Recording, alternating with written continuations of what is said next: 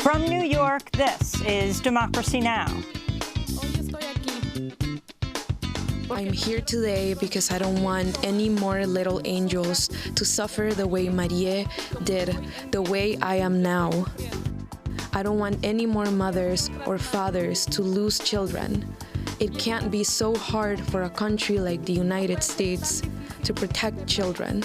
A Guatemalan mother testifies on Capitol Hill about how her 19-month-old child died after being jailed in an ICE detention center in Dilley, Texas. This comes as the Trump administration is threatening to launch nationwide immigration raids on Sunday. We'll speak with California Congressmember Nanette Barragan, who visited a migrant child jail in Texas last week. Then to the U.S. women's national soccer team.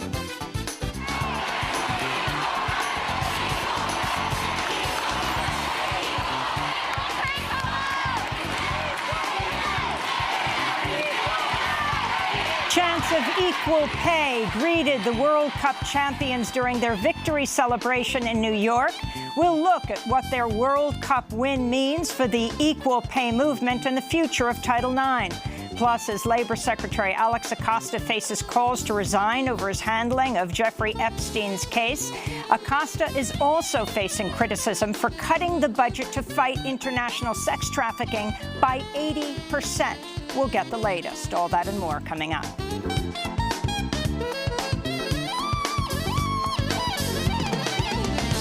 Welcome to Democracy Now!, democracynow.org, The War and Peace Report. I'm Amy Goodman. Labor Secretary Alexander Acosta Wednesday defied calls by congressional leaders to resign over the lenient 2008 plea deal he gave to the serial child sex abuser Jeffrey Epstein when Acosta was the U.S. prosecutor in Florida. The plea deal saw Epstein serve a 13-month prison term, though he was allowed to leave jail 6 days a week to work from his private office. He would be picked up by his private chauffeur and returned in the evenings. It's been described as one of the most lenient deals for a serial child sex offender in history. The case drew renewed attention this week when Epstein was charged in a Manhattan federal court with sexually assaulting and trafficking dozens of underage girls between 2002 and 2005 at his homes in Manhattan and Palm Beach, Florida. He's pleaded not guilty. Earlier this year, a federal court ruled Secretary Acosta's team violated the Crime Victims' Rights Act by failing to inform Epstein's survivors about the non-prosecution deal of 2008. Speaking to reporters for nearly an hour Wednesday, Secretary Acosta did not once apologize to Epstein's victims and defended his handling of the case. We believe that we proceeded appropriately, that based on the evidence, and not just my opinion, but I've shared the affidavit, based on the evidence, there was value to getting a guilty plea and having him register. Look, no regrets is a very hard question. This comes as another woman, Jennifer Arose, told NBC she was recruited by Epstein when she was just 14 years old. He raped her, she said, in his New York City townhouse when she was 15. She was interviewed by Savannah Guthrie. In your mind, did you use the word rape? Did you recognize it then as rape? No, I don't think I did. I just thought, like, you know, it's my fault. Like, I was, like, obligated. Like, that's just what you're supposed to do. On Wednesday, Jennifer Arose asked a New York City court for help in identifying the woman who first recruited her to Epstein's mansion, where he would later rape her. On Capitol Hill, House lawmakers heard heart-wrenching testimony Wednesday from the Guatemalan mother of a toddler who died after she became sick in an ICE jail near the U.S.-Mexico border. Yasmin Juarez says her 18-month-old daughter, Marie, was healthy when she brought her to the U.S. in March seeking political asylum. But 1 week after the pair were jailed at the South Texas Family Residential Center in Dilley, Texas, the girl developed a cough, diarrhea, and vomiting with a fever that spiked to 104 degrees. Juarez says her daughter received inadequate medical care in the clinic set up in the center's gymnasium. After their release, Juarez rushed her daughter to the emergency room of the local hospital. She spent 6 weeks in the hospital before she died of complications from a deadly lung infection. All the hard work of these doctors came too late. My Maria died on Mother's Day, on the day that in my city, in my country, we celebrate Mother's Day. When I left the hospital that day, all I had with me was a piece of paper with Maria's handprints in pink paint that the staff had created for me. It was the only thing that I had left, just her handprints. The nurses had made it the previous day as a Mother's Day gift. Juarez has filed a $60 million lawsuit against the United States for the wrongful death of her daughter, Marie. She was one of 7 children to die in U.S. immigration custody or shortly after release from custody over the past year. Before last year, no child died in U.S. immigration custody in over a decade. Wednesday's hearing on immigration jails came as one of the House Oversight Committee's most prominent members, New York's Alexandria Ocasio-Cortez, called for the Department of Homeland Security to be dismantled. Speaking with the New Yorker Radio Hour, Ocasio-Cortez repeated her call for the abolition of ICE, that's Immigration and Customs Enforcement. Host David Remnick asked Ocasio-Cortez if she would get rid of the Department of Homeland Security as well.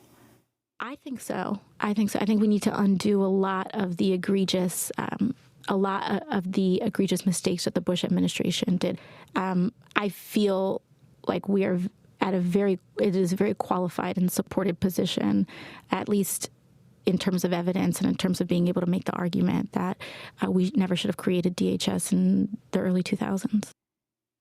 This comes as current and former Homeland Security officials told reporters that ICE is preparing to arrest thousands of undocumented immigrants in sweeps scheduled to begin Sunday. The officials say they'll arrest any immigrants they find, including so-called, quote, collateral deportations. The raids are expected to take place in at least 10 major cities, including Los Angeles, Miami, Atlanta, Chicago, and San Francisco. Many local officials have promised to resist the ICE raids.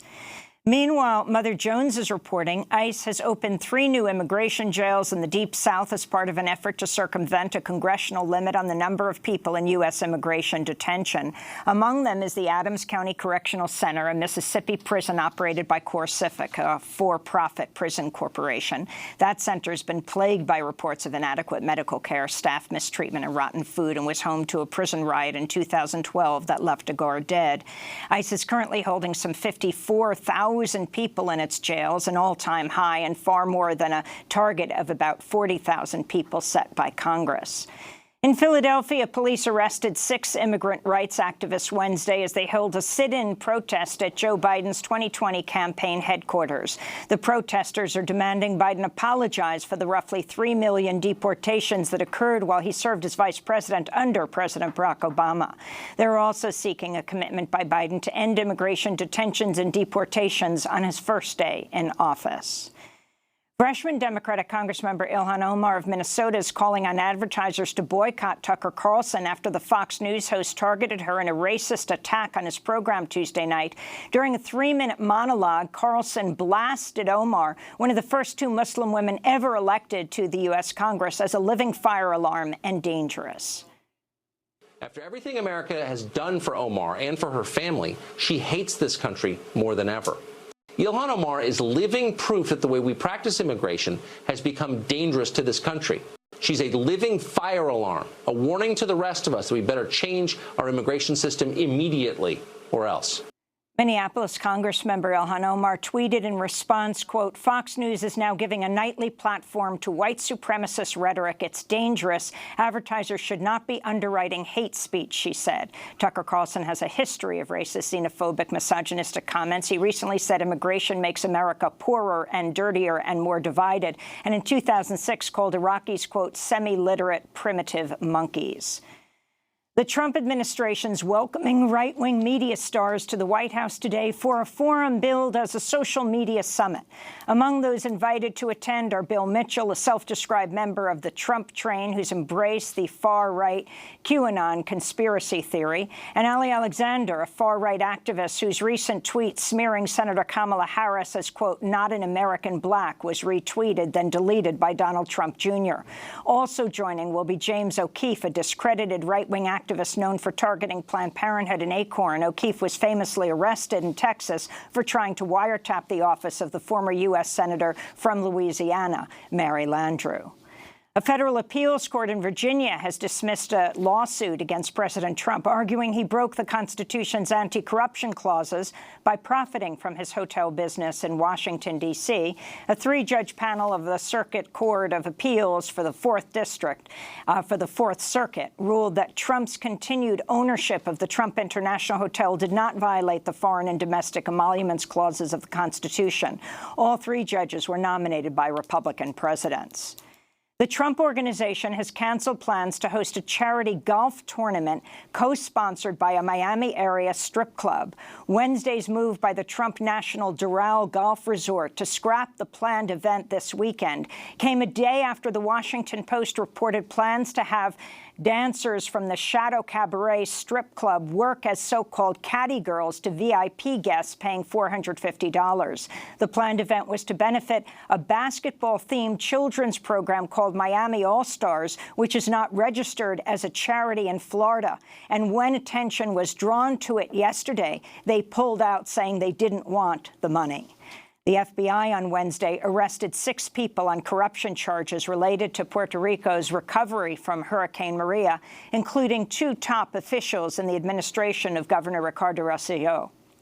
A 32-count indictment charges the officials, including the former head of Puerto Rico's Health Insurance Administration and the island's former education secretary, with illegally funneling federal funding to politically connected contractors. Following Wednesday's arrests, Arizona Democratic Congress member Raul Grijalva, who chairs the House committee that oversees Puerto Rico, called on Governor Rosselló to resign.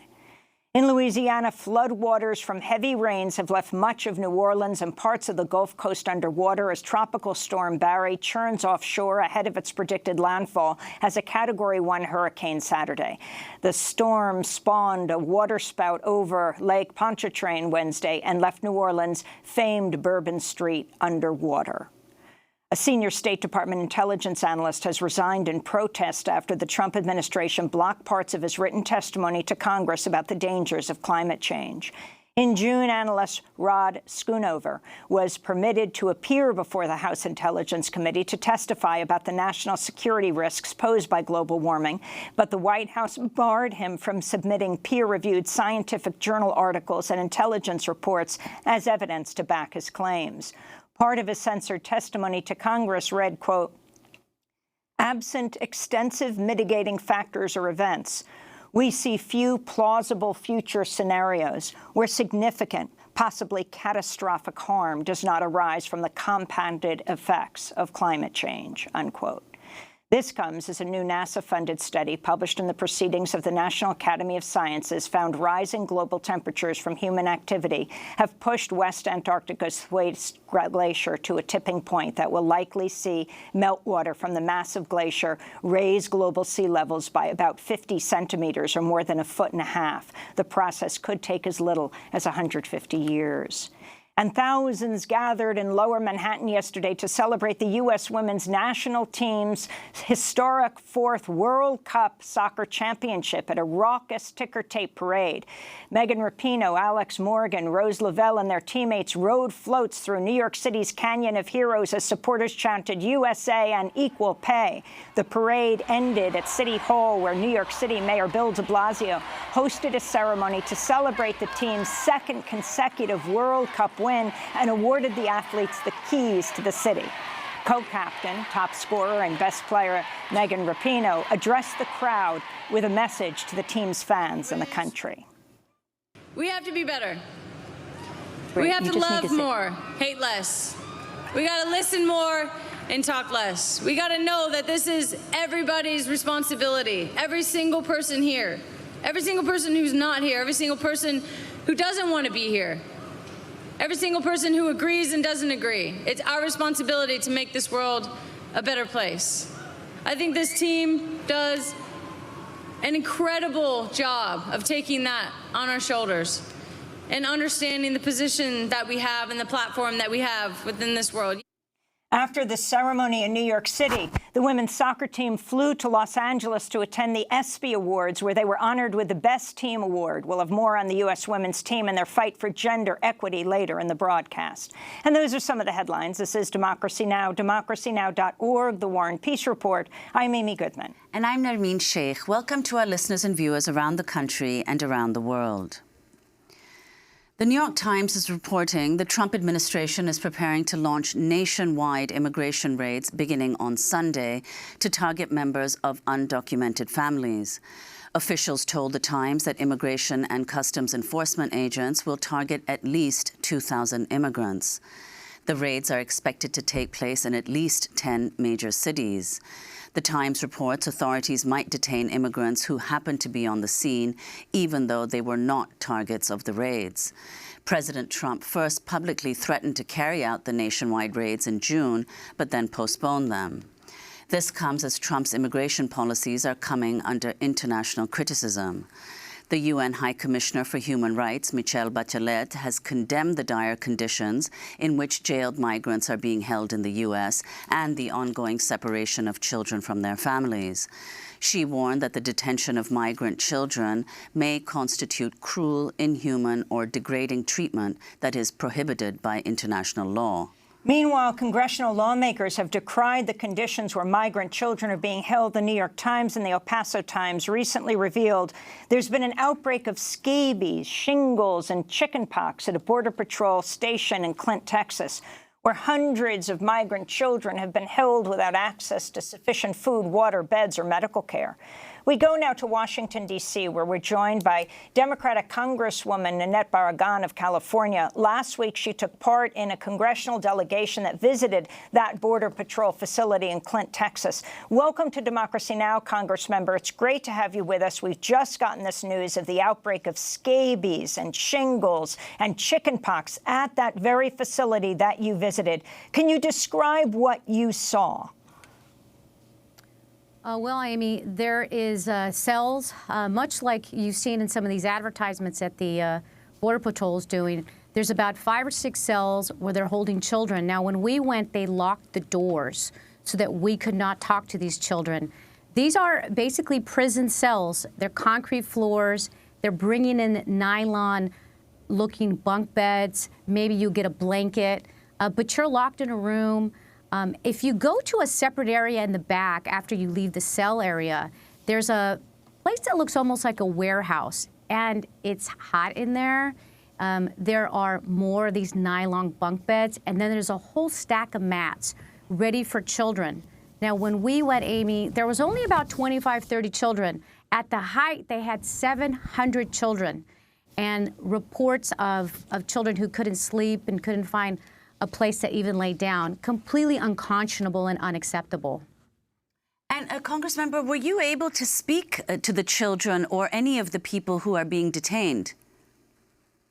No. When we got there, we very clearly were told you cannot speak to the children.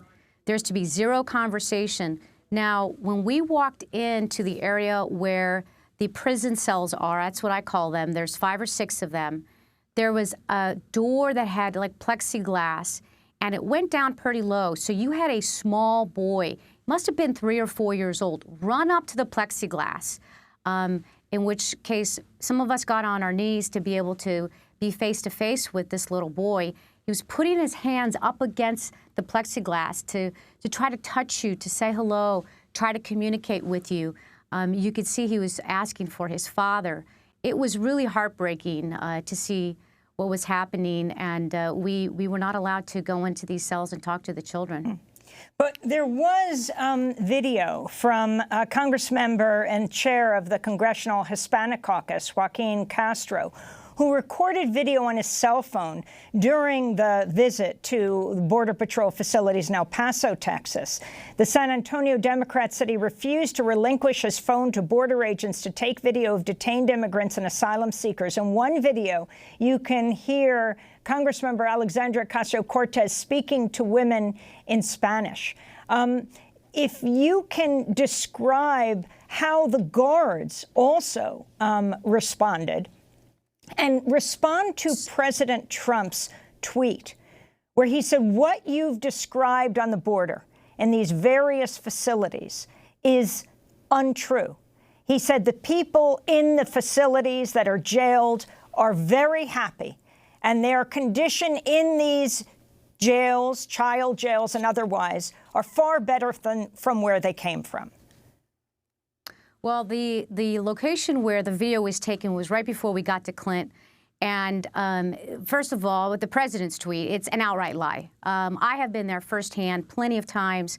When I was there several months ago, I saw firsthand the overflow. I saw people packed into these prison cells. And so it is completely untrue. It's completely false what the president is saying. I would bet that he hasn't been to these locations and these places to see for himself how packed it is and to see the despair in people's eyes, the face of desperation. We got mobbed by women and their children asking for help. It is so heartbreaking to be there and to hear that and to not be able to say, let me help you, let me do something to relieve this pain and to put you in a better situation. The law enforcement officers that we were with that gave us this tour were very different this time around than they had been a couple of months ago when I went. Last time I went, they let me speak to the individuals, the parents. They let me even take a phone in. They let me take a photo with nobody's faces. This time around, very different. They confiscated telephones. They said you're not even allowed to talk to adults, and they try to prevent us from doing that. Now, as members, sometimes we're told that we get there and you try to talk to them. I speak Spanish, for example, and we'll try to just talk to them in the corner. And in this instance, demanded we be allowed to speak to the detainees and just heard their stories and their cries for help. And let me tell you why it's so critically important that members of Congress be able to speak to the detainees. Because what you hear from officials on the guided tour, what they want you to see and what they tell you is very different than when you start speaking to the detainees. We have had instances where they tell you they're getting plenty of diapers, they're getting this, but when you talk to the women, to the mothers, they will show you rashes from their children. They will tell you they're not getting enough diapers. They will tell you they're not getting the medical care that that we're being told that they're getting. And so you can see photos of them show you toothbrush and diapers. That doesn't mean it's getting to the detainees or that they're being treated in a fair and dignified manner so that they can get a shower and they can be clean. We saw people who had not been clean, who had not showered several months ago. It was days on end. And it's disturbing. Everybody in this country should be outraged about how we are treating women and families and children and people who are escaping violence, coming here for asylum, which is legal in the United States. Well, on Capitol Hill, House lawmakers heard heart-wrenching testimony Wednesday from the Guatemalan mother of a toddler who died after she became sick in an ICE jail near the U.S.-Mexico border. Yasmin Juarez says her 18-month-old daughter, Maria, was healthy when she brought her to the U.S. in March, seeking political asylum. But 1 week after the pair were jailed at the South Texas Family Residential Center in Dilley, Texas, the girl developed a cough, diarrhea, and vomiting with a fever that spiked at 104 degrees. Juarez says her daughter received inadequate medical care in a clinic set up in the center's gymnasium. After their release, Juarez rushed her daughter to the emergency room. She spent 6 weeks in hospital before she died of complications from a deadly lung infection. During her testimony, Juarez explained how she was treated by immigration officials. After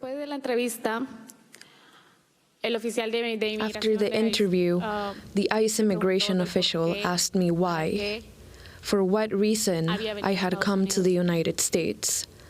I responded that I had come for my child's future, but they practically didn't let us talk. And he said, in these words, "You know this country is for Americans, that Donald Trump is my president, and that we can take your daughter away from you and lock you in jail."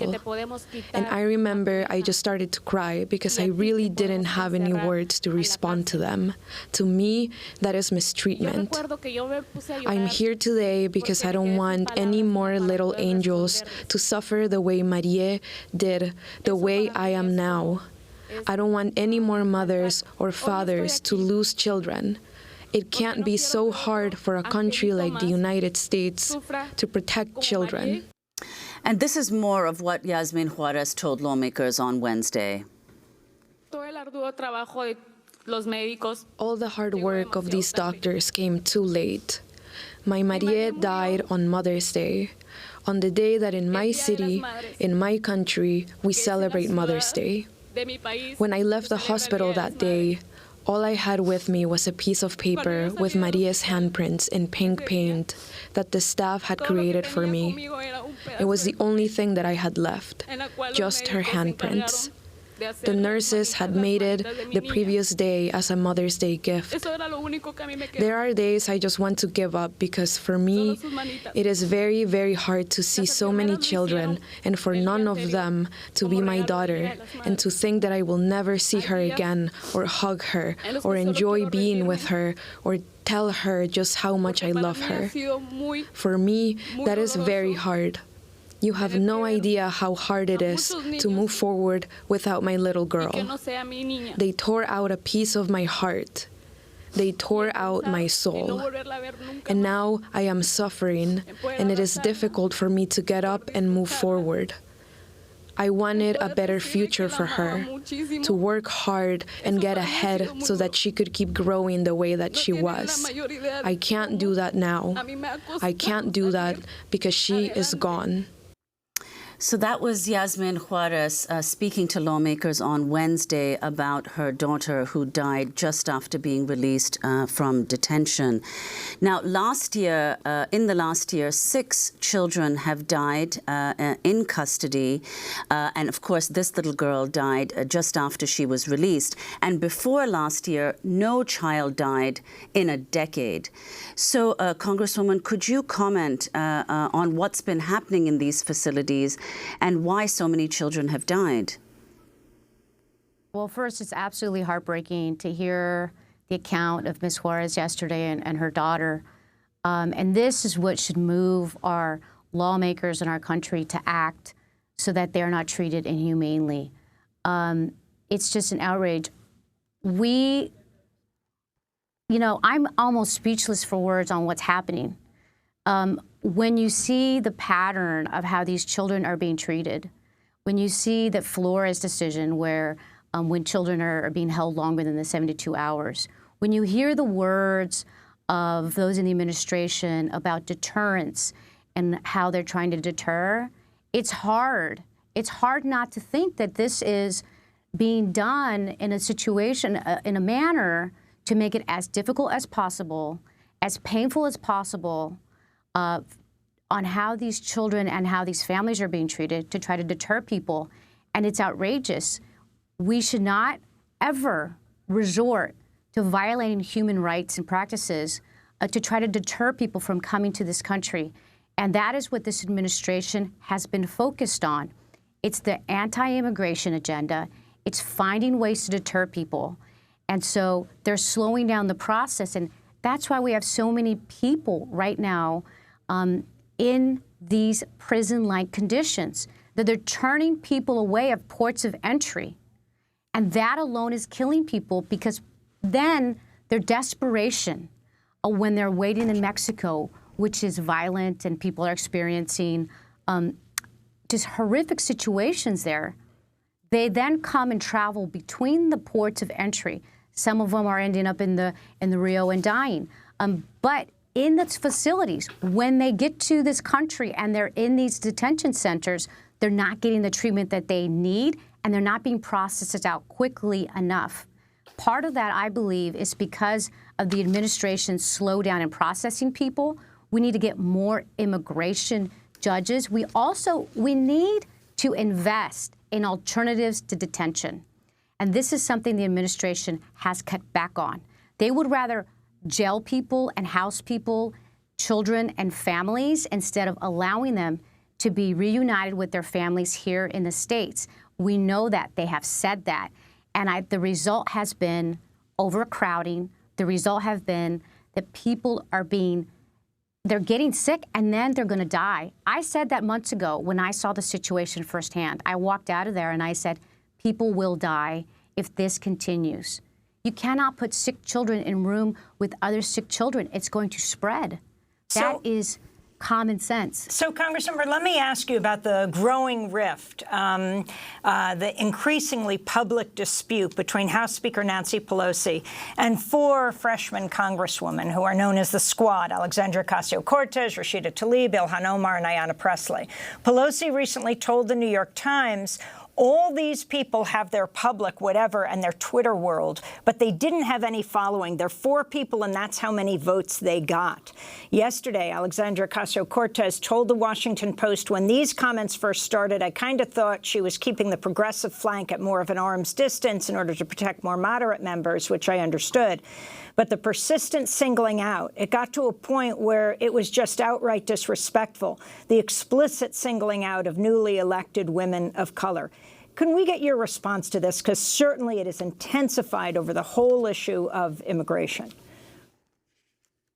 Yes, there's a lot of tension going on. Certainly, when the House supplemental bill came up versus the Senate supplemental bill came out, we were fighting to get provisions, guardrails, and provisions in there so that we could have some accountability and some oversight. When you're just handing out a blank check, it doesn't feel good. And then you see what's happening at the border, and it only then intensifies why we were fighting so hard to get these provisions in and these guardrails, as I like to call them, in. And so this has been the result of some, disagreement within the party on whether you give a blank check, whether you put the guardrails in there or not. I did not support, in the end, the Senate's version of the bill because it had no oversight provisions. It didn't have the very critical things that we needed as just a first step. And so $4.6 billion. This is going to be an ongoing issue. Absolutely. Let me ask you about your response to Congressmember Ocasio-Cortez calling for the Department of Homeland Security to be dismantled. Here she's being interviewed by the New Yorker magazine editor-in-chief David Remnick, and he asked her if DHS should be abolished. I think so. I think we need to undo a lot of the egregious mistakes that the Bush administration did. I feel like we are it is a very qualified and supported position, at least in terms of evidence and in terms of being able to make the argument that we never should have created DHS in the early 2000s. Congressmember Barragan, do you agree? Do you feel the Department of Homeland Security should be abolished? I happen to sit on the Committee for Homeland Security, and Homeland Security is really big, and I think that is the problem. It oversees everything from the Secret Service, all FEMA rescue and recovery. It does human trafficking. It does, CBP officers at the ports of entry, airports and seaports. They're protecting this country from terrorist threats. So it is very big. And within that, you then have ICE and you have enforcement happening. And so there does need to be serious look at how do we restructure this? How do we break this up? How do we make it so that it's not so big and unmanageable? And we have seen that in various hearings in Homeland Security on the inability to see this really large agency. It's the largest law enforcement agency that does so many factors. So I have serious concerns with enforcement and ICE right now, and I think we certainly need to look at how do we fix these systemic problems and how do we restructure it so that it's not what it is now, which is a lot of abuses of people's rights and violations of human rights at the border. And finally, the raids that apparently are about to take place, President Trump threatened them several weeks ago, and now it's being said, the New York Times is reporting Sunday, major immigration raids that people will be picked up who may be just in the area in 10 major cities.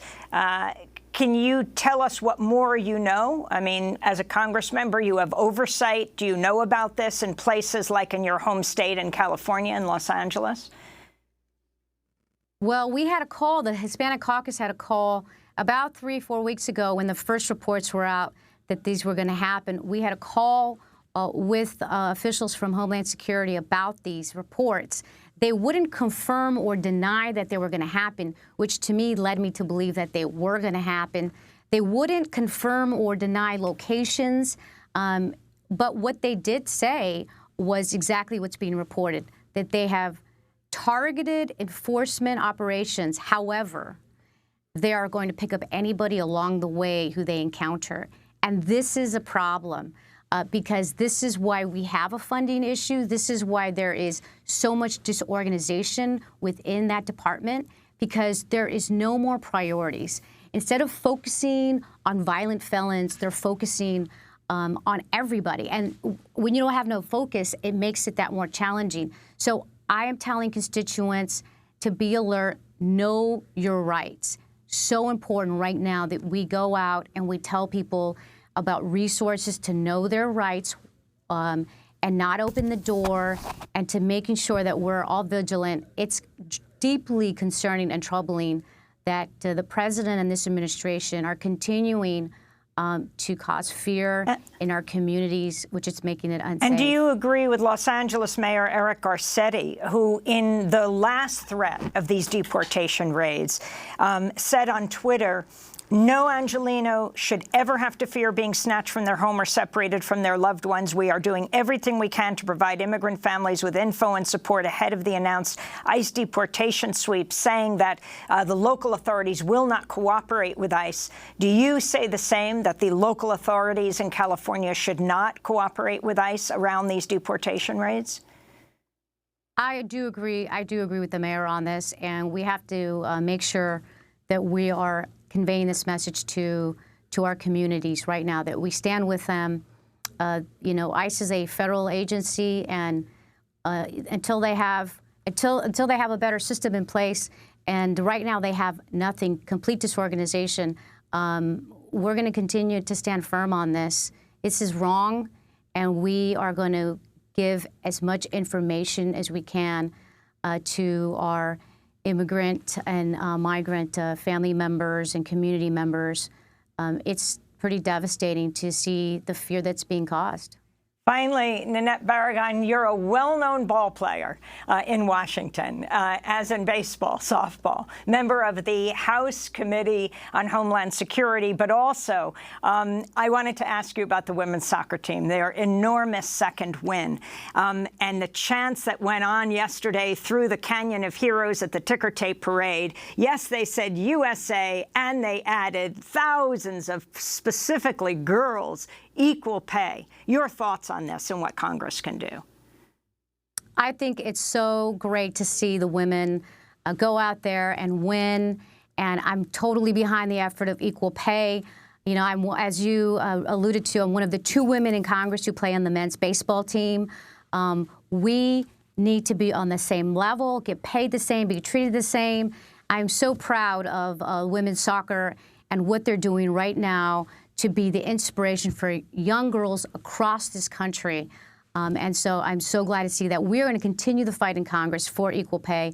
That is something that is impacting communities of color at a disproportionate rate as well. So we have a lot of work to do, and we need everybody on our team, including the U.S. women's soccer to stand with us, and they are at the forefront of this fight. And of course, the women's soccer team is headed to the Capitol. They haven't been invited to the White House by President Trump, even though they're the winningest soccer team. But Nancy Pelosi has invited them. We'll cover that. But when we come back, we're going to look at what the U.S. Women's Soccer World Cup win means for equal pay and for the future of Title IX. Stay with us. Apenas nos pusimos en dos pies, comenzamos a migrar por la sabana, siguiendo la manada de bisontes, más allá del horizonte, a nuevas tierras lejanas. Los niños a la espalda y expectantes, los ojos en alerta, todo oídos, olfateando aquel desconcertante paisaje nuevo, desconocido. Somos una especie en viaje.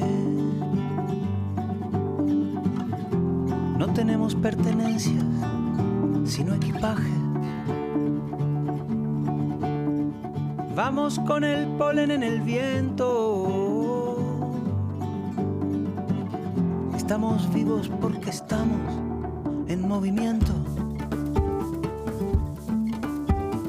Nunca estamos quietos, somos trashumantes, somos padres, hijos, nietos y bisnietos de inmigrantes.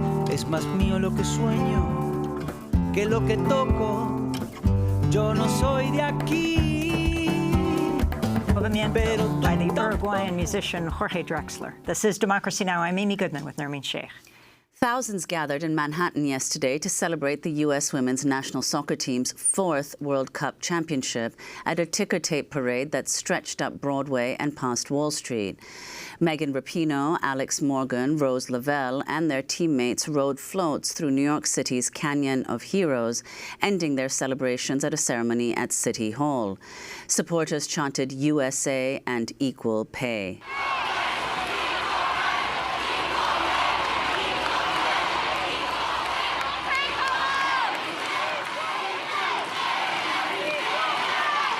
The World Cup may be over, but it's only the beginning of the U.S. women's team's continued battle for equal pay and working conditions equal to the U.S. men's team. Prize money for this year's Women's World Cup is just $30 million compared to $400 million for the 2018 Men's World Cup. The U.S. Women's World Cup victory came just months after members of the 2015 women's team sued the U.S. Soccer Federation over gender discrimination. This is co-captain Megan Rapinoe, the team's top scorer and best player, addressing the crowd at City Hall just after they received the keys to the city. It's our responsibility to make this world a better place. I think this team does an incredible job of taking that on our shoulders and understanding the position that we have and the platform that we have within this world. At Wednesday's ticker tape parade, New York Governor Andrew Cuomo signed pay equity legislation for New York State in a gesture of support for the women's soccer team. Just one day earlier, Senator Joe Manchin introduced legislation to withhold federal funding for the U.S. hosting the 2026 Men's World Cup until the women and men's teams receive equal pay. The U.S. women's team's high-profile fight for pay equity is focusing the spotlight on the pay gap for all women, not just soccer players. Women make 80 cents for every dollar paid to men. Black women make 61 cents for every dollar a white man makes. Native women make 58 cents. Latinx women make 53 cents. We are joined now by Julie Suk, professor of sociology at Graduate Center at CUNY. She's also dean for master's programs. Welcome to Democracy Now! It's great to have you with us. So you're here in the city of the Canyon of Heroes, where the ticker tape parade took place. The women's soccer team, exultant and defiant, as the head of the U.S. Soccer Federation addressed the crowd at City Hall. He was met by chants of equal pay, equal pay. What does this movement, what does this call by the women's soccer team, yes, in the realm of soccer, mean for this country, for women around the country? Well, I think their victory is a testament to some of the successes of Title IX in this country since the 1970s. And Title IX is very distinctive as anti-discrimination law in this country because it not only prohibits discrimination, it actually requires gender parity. Explain what exactly Title IX is. So Title IX is a statute that was passed in 1972, around the time that the Equal Rights Amendment was being sent to the states for ratification.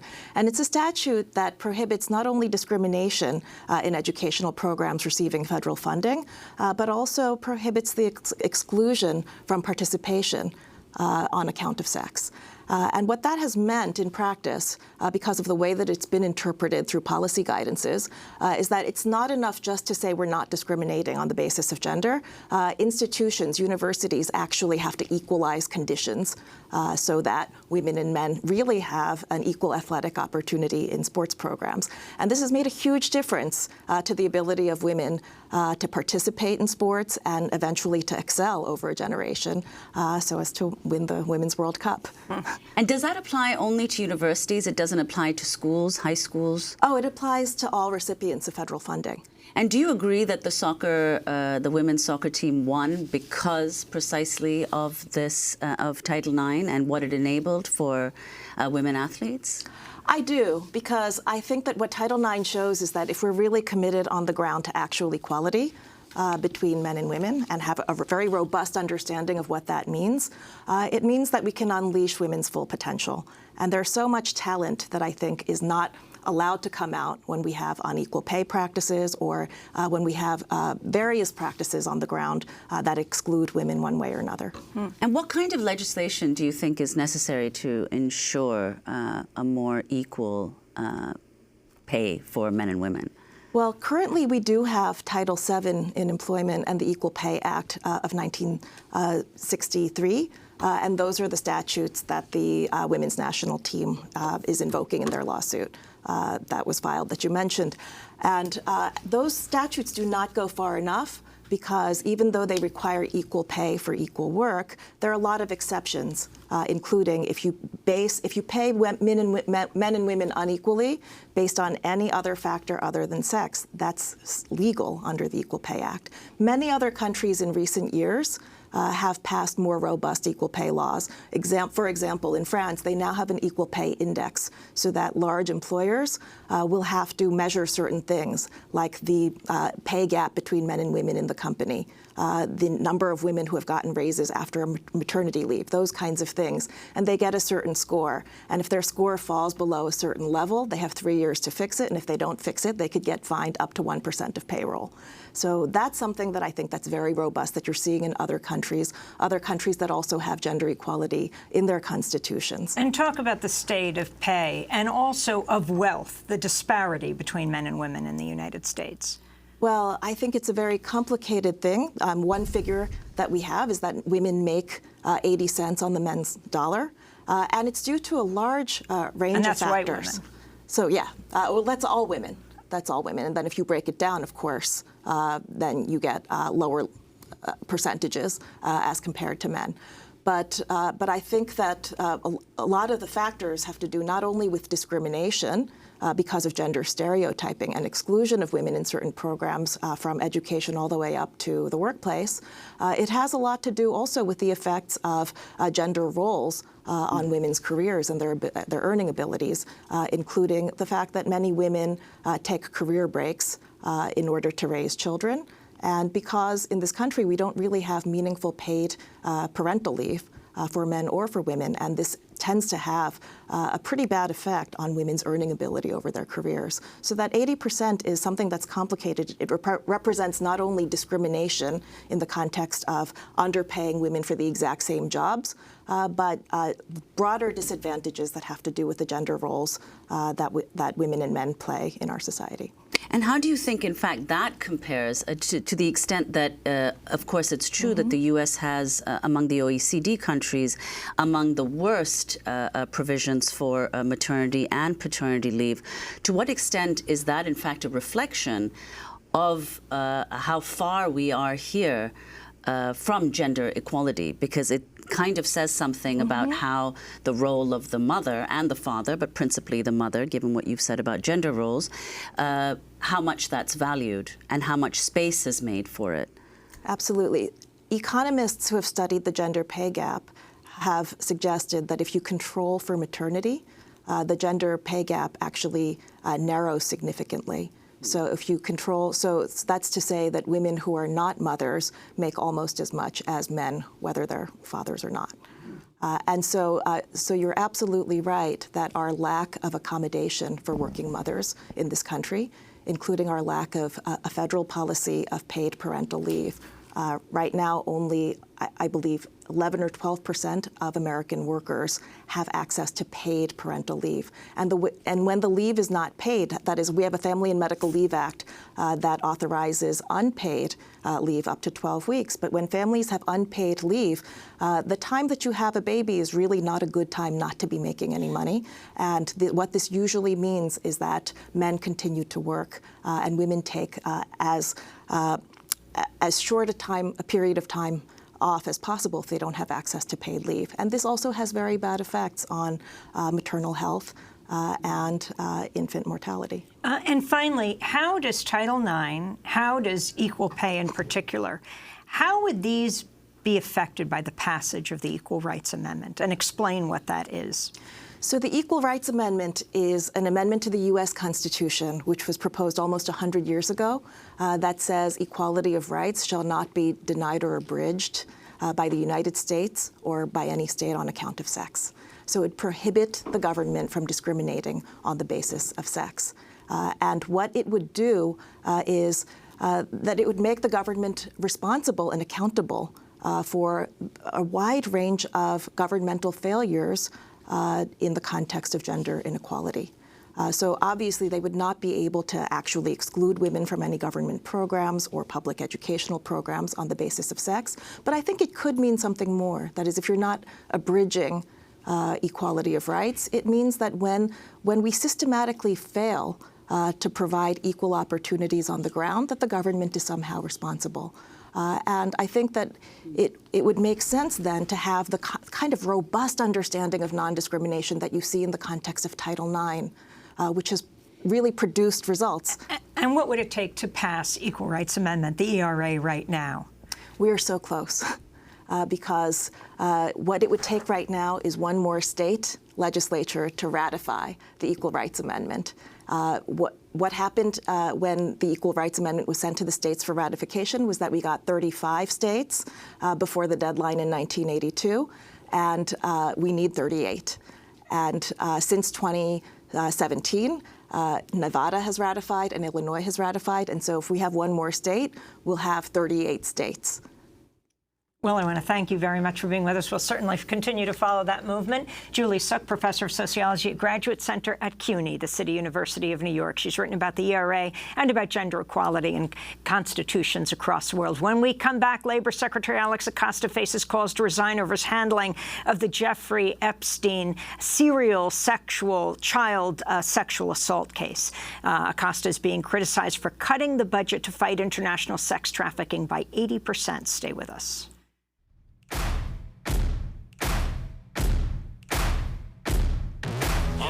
Set me free and give me death, there ain't no other choices. When I lay down to go to sleep, I keep on hearing voices. Little whispers in my head, man, is you fake a lawyer? Why know why that the sign of baby, pick your poison. These little demons living underneath my bed, creeping.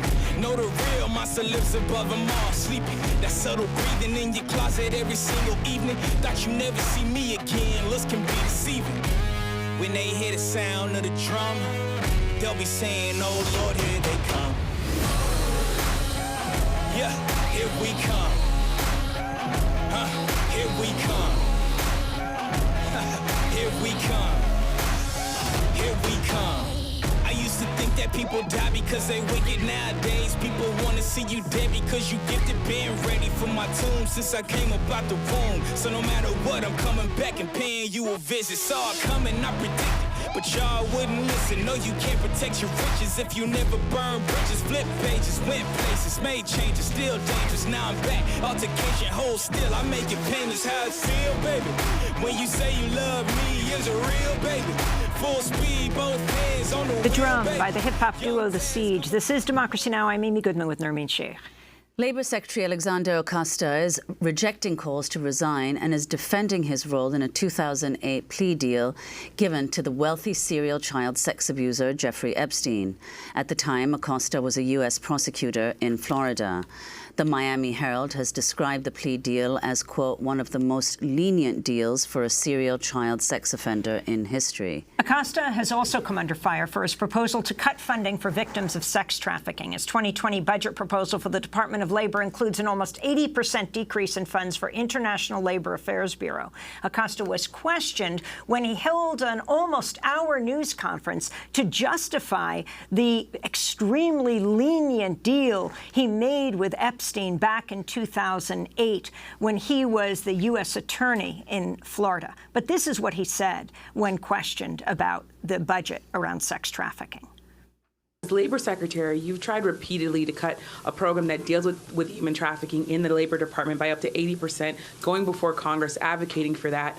Why should people trust you to focus on human trafficking and protect victims if you've done that? And I'd like a follow-up question. So you're referring to grants that go to foreign countries for foreign country labor-related work. As part of the budget every year, those grants have been removed, as have other grants for foreign countries. And let me just add, as part of the budget every year, those grants are put right back in by Congress. This is what happens in Washington, and I fully suspect that those grants will remain in this year. To talk more about Alex Acosta's record, we're joined now by Taina Bien-Aimé, Executive Director of the Coalition Against Trafficking in Women. We're not as much talking right now about the case of Jeffrey Epstein, which we've talked about over the last few days, but this issue of his cutting of the budget. Can you explain what this means? So the Department of Labor has a bureau called ILAB, which is the International Labor Affairs Bureau, and their primary responsibility is to combat forced labor, child trafficking, both labor and sex trafficking, and human trafficking in general. So what Secretary Acosta is saying that it goes primarily, that this money goes primarily to international programs is correct, but it also goes to domestic programs. So when if he slashes, so he has a budget of $68 million. What he is proposing is for the Bureau, ILAB, to be reduced by 80% to $18 million. Congress will fight him on that. The Appropriations Committee will fight him on that. But what it means is that we're faced with an administration that wants to reduce its efforts to this very complex human rights violation called human trafficking. So it's not just jeopardizing the work that we are doing to combat child sex trafficking, but also child labor trafficking. So many of the State Department also works on human trafficking and also provides services and programs to combat it. But they rely on DOL, on the Department of Labor, specifically for child labor trafficking. So, for instance, cocoa production, right? So there are three major U.S. companies, Hershey, Mars, and Nestle, that cannot even, they committed to ensuring to the consumers that no child labor trafficking is involved in the production of cocoa. What will happen to those commitments, right? We don't even know whether they are fulfilling their commitments to ensure that whenever you buy a bag of M&Ms or Skittles, that doesn't involve child trafficking. Why is child sex trafficking and the whole issue of sex trafficking in the Department of Labor? I mean, it's very interesting. You have Acosta, who makes this extremely lenient deal with the child sex rapist, right, with Jeffrey Epstein, where he goes to jail for something like 11 months, but every day he can go out. His chauffeur picks him up to go to work, and this was in Florida. And, of course, he works for President Trump, who's been accused of sexually assaulting at least 17 women. Mm-hmm. But why is this in the Department of Labor? Well, well, sex trafficking is dealt with in many agencies across the U.S. government, right? So labor was ILAB, which is, again, the bureau that specifically looks at human trafficking, which includes, as we know, human trafficking has many forms of exploitation. You have trafficking for labor, trafficking for sex, organ removal, situations of slavery and servitude, right? Well, so that is their mandate, to ensure that the U.S. develops programs that are well-funded to combat it, to prevent it, to suppress it. And if it was cut by 80%, would it devastate the monitoring of and stopping of sex trafficking? It would gut the program. It would gut the program program. We're going to leave it there, but do part 2 and post online at democracynow.org. Taina Bien-Aimé, Executive Director of the Coalition Against Trafficking in Women. Democracy Now! Currently has accepting applications for a year-long paid video production fellowship here in our New York studio. Check it out at democracynow.org. I'm Amy Goodman with Nermeen Sheikh. Thanks so much for joining us.